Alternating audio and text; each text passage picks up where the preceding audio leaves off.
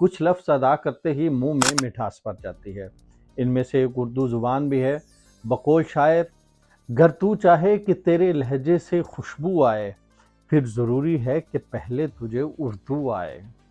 میرے ہاتھ میں یہ کتاب ہے جس کا نام ہے اردو کا گلاب لہجہ، جسے تحریر کیا ہے آرسی رؤف صاحبہ نے اور اسے شائع کیا ہے پریس فار پیس پبلیکیشنز نے۔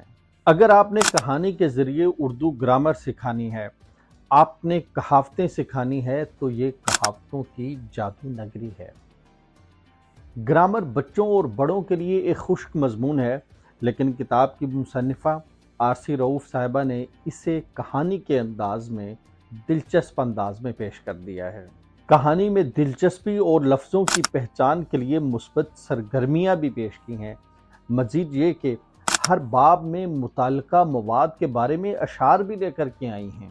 اس کتاب اردو کا گلاب لہجہ میں بہت منفرد اور دلچسپ انداز میں حروف کی پہچان بھی کروائی گئی ہے، یعنی صحیح حروف کون سے ہیں، شرارتی حروف کون سے ہیں، اور پھر یہ کہ حروف کو جوڑ توڑ کر نیا لفظ کیسے بناتے ہیں، اس کتاب کا خاصہ ہے۔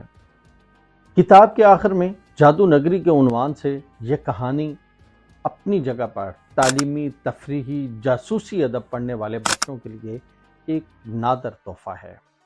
تو میرا ماننا ہے کہ یہ کتاب بات کرنے کا سلیقہ سیکھنے والے بچوں اور بڑوں کے لیے ایک نعمت عظمیٰ سے کم نہیں ہے۔ تو ضرور خریدیے یہ کتاب، اور جسے آپ حاصل کر سکتے ہیں پریس فار پیس پبلیکیشن سے۔